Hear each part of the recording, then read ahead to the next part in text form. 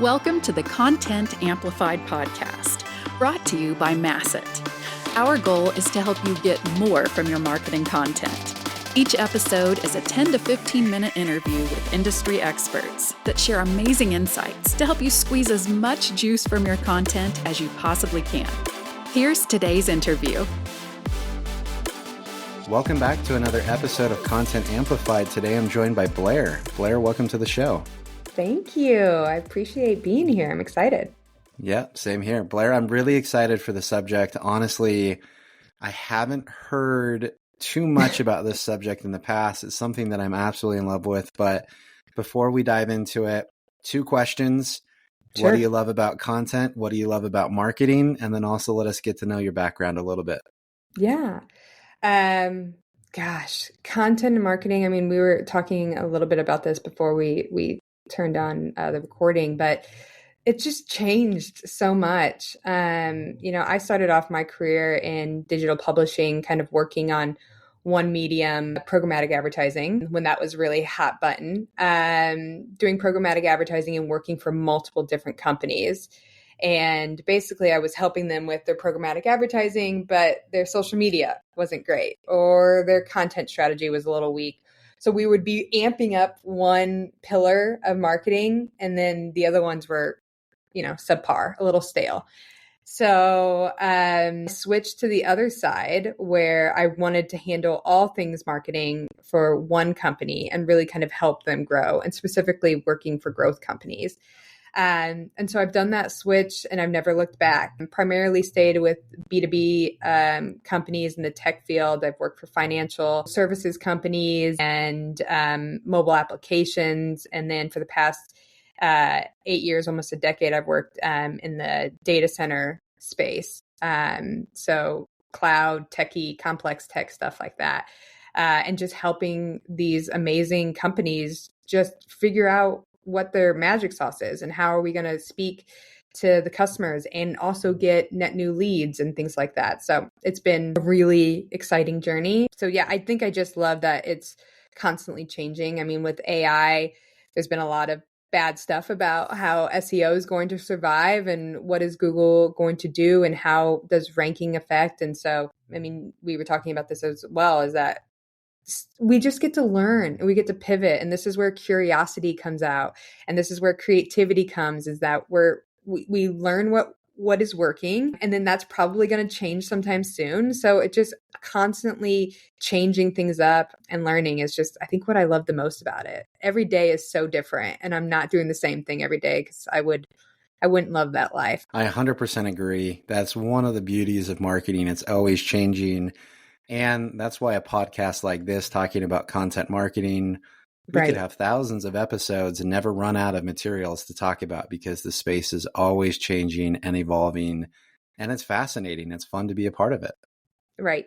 And whatever works for some company might not work for another. So it's a lot of trial and error and figuring out what works and what does best and things like that. So all A/B testing.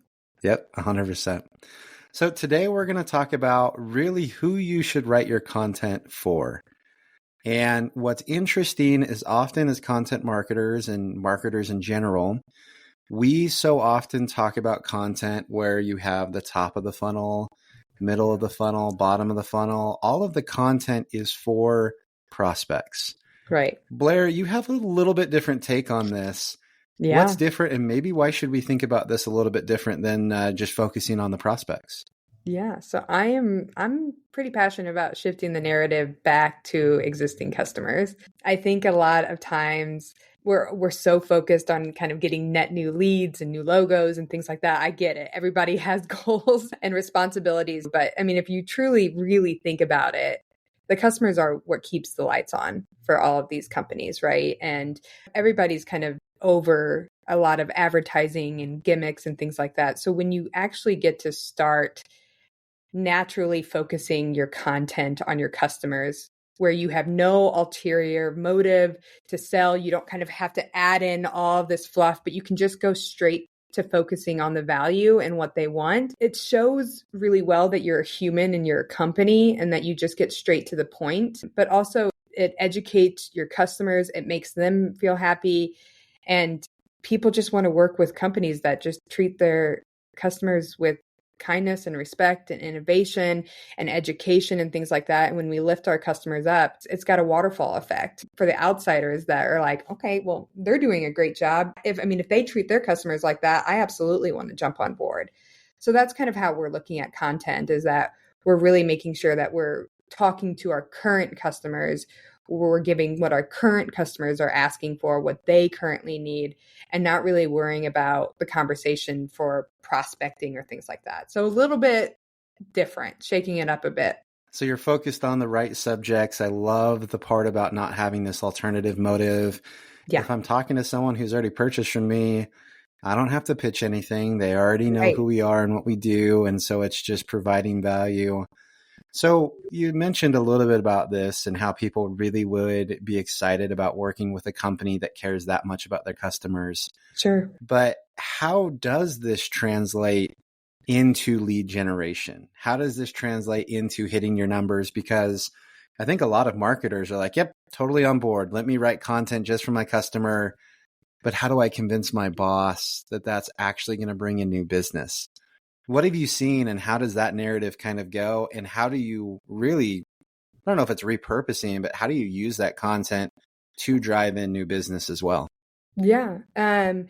And it's hard because the return on investment for every marketer's attribution, all of that is just, I mean, thank goodness the term dark social came into play. So you could just start throwing that on your bosses and say, hey, just Google that so you can figure out what that means. And that's kind of where it's hard. But no, I mean, it's a great point. What we've kind of done is, like I said, we really kind of sat down with our customers and a lot of people internally, the account management team, and really figured out, so what are our customers constantly asking about, or what do they need from us to give them that warm and fuzzy inside that, like, hey, we're a true partner for them. We're here for the long haul and things like that. So a lot of our content has been around that trust. So I think when you write content and it's like, you can trust us, we're great. It's like you talk a lot, but like, what is the actual content that proves that statement? And so we do a lot of stuff on showing kind of how financially stable we are. And we do press releases for that. We do interviews. So it's not just kind of a blog post or things like that, but it's an entire kind of meaning about like, hey, we're here for the long haul. So when you sign with us and you do a renewal with us and continue to work with us, we're going to be here. We are financially stable. We are doing great things. We're constantly growing. We're hiring great people on the HR front. We're hiring great staff. People are posting about us. It's that, and I don't know if this is a term, but I'm going to use it. It's this kind of recruitment marketing where you have your customers on the same page with you, you have your employees, and you have kind of all of these people rooting for you and saying that like, hey, you're good to do business with. And then again, these outsiders and these prospects are going to see that and they're going to start kind of converting. So a lot of our content is more, I call it brand awareness, but it's just kind of what Cyrus One is doing. So, right. So what awards are we winning? Where are we kind of showing up? I talked about kind of being financially stable and all the financing and everything that we're doing on that front. But like where we say that we're innovative, but what does that mean? So on the sustainability front, the data centers kind of have a bad reputation of being kind of power hungry and things like that. So if we're coming out and we're saying we're innovative, how are we actually going to show you that? And so a lot of our content is around just that. So like sustainability awards. And when we're getting these awards, what does that actually break down? And so we'll have kind of campaigns surrounding about what our customers are saying. Okay, I need you to be financially stable for the long haul. I need you to, if you're innovative and you're doing sustainability stuff, I might, customer A, I might not have invested in a ton of sustainability, but you better believe that the company that I want to work with and partner with, they better be doing and thinking and hiring for sustainability people, and then thinking about kind of that next step. So that's what we're doing. It's not super difficult, but it's working because other people are then knocking on our door saying, hi, we would also like to join. And sometimes we have space and sometimes, we don't. But we prioritize our current customers. And even when we do have kind of openings, because we're in a data center, so it's a lot about space and power, our customers have the first right to everything. Yeah. And so I think that's something that businesses sometimes lose is that they're so busy trying to kind of get all of these net new leads, which I get. I understand growth, but also making sure that like your customers are growing within your business is huge. And so that's a big focus that we have at CyrusOne. I love it. So Yeah. there's a lot to unpack there. So I many know. good nuggets of information, so many good things. I really love that you focus so much on your customers and it's always about giving them the priority. It almost feels like this exclusivity. When you're in the club, you're going to get really good content. You're going to get really well supported. You're always going to get first dibs. And it almost seems like it creates this, hey, I need to get in with them. It's not like they're hungry for leads. They're not always pitching. They're not out there just saying, hey, we want more and more business. It's, we have great customers and we're just going to support them. And if you want to be a part of that, great. Like, yeah, you're going to talk to someone and try to figure out how to get into the mix. But it has this really cool vibe to it of not being desperate, which I think sometimes prospect only content feels a little desperate. Do you feel like there's a different tone of voice when you're just focused on customers? Yeah, and you're spot on. So like I feel like this content just naturally draws in the right people because of that. So yes, I think when you stop with the gimmicks and stop with the advertising, I've said this before, but it's so if you think about why AI and LLMs and all of that, why they're so popular, it's because you ask them a question and you get an answer. I mean, just simple, right? And so that's kind of how I think about content is that we're asking our customers, hey, what do you want to hear more about from CyrusOne? What would give you kind of that warm and fuzzy? What makes you confident in a business? And then we just give them that answer, right? It's not fluff. It's not that. It's like, okay, you want to know what we're doing on the sustainability? Here's our sustainability report. And then we're going to break that down in easily digestible forms and say, okay, this is what we're doing on this front. This is what we're doing here. These are the awards that we're winning because some other people also think we're doing a really great job here. So it's that. And so that's what I think people are missing is that they're trying to kind of add all of this extra fluff and, trying to add all of these CTAs and trying to kind of give all of these options for people when people are just want the straight answer and just want easy to find information.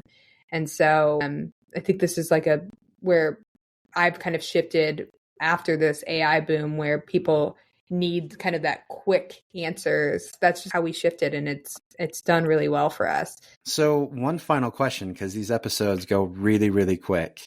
Sure. So when you're looking at this kind of content, how does that change your channel distribution of your content? Are you focusing on less public channels? How are you distributing the content and how has that shifted if it's less prospect centered? Yeah. So we've actually changed. I mean, I've always been a fan of organic channels. So I'm a huge fan of those regardless. I think they bring in the best leads. It works the best. So we've actually slowed down a lot on paid for net new. And what we've done is we've amplified the posts and the content that actually is working. Whenever we do a press release, that's already kind of public knowledge, but then amplifying that or amplifying the social posts or taking kind of intel and videos of that content, what did our customers love the most about it, and then amplifying that. So it's really truly kind of brand awareness and just kind of showing, hey, like this is what CyrusOne is doing and this is what we're hearing and this is what is going on here. And then also I think of content sometimes as dating. You don't want to just talk to them about you the entire time because you're not probably going to go very far in your relationship if it's just one-sided. So there's also kind of that other side where we have in our content strategy, we have these kind of themes. And a lot of it is also bringing in outside people or getting on different podcasts and getting with different publications. And it's not just about CyrusOne, but it's like, hey, what are you hearing in this space? And then talking about that or sharing other people's publications or magazines or articles or anything like that and saying, this is what we're seeing that's trending. Do you also agree with this? And things like that. And then also, this is what we're doing. So I'm sold. This is 100%. I'm all in Let's all do on it. writing for your customers. And again, the whole point of these podcasts is maybe someone will think about their content a little bit different today. Right. And Blair, I think you've given us plenty of reason to think about our content and how we do marketing just a little bit or a lot of bit different. And thank you for the insights. This is amazing. Of course. If anyone wants to reach out and ask questions or further the conversation online, how and where can they find you? Yeah, absolutely. LinkedIn. I mean, I know that's the easy answer, but LinkedIn is just where I'm constantly at. I'm doing silly posts, sometimes with selfies and sometimes with friends. So find me on LinkedIn, send me a DM, and then, we'll go from there. I love it. Awesome. Well, Blair, again, thank you so much for the time today. Yeah, thank you. Thank you for listening to the Content Amplified podcast. Please subscribe and leave us a review. And for additional ways to get more out of your content, visit our website at getmasset.com. That's getmasset.com. And tune in next time to the Content Amplified podcast.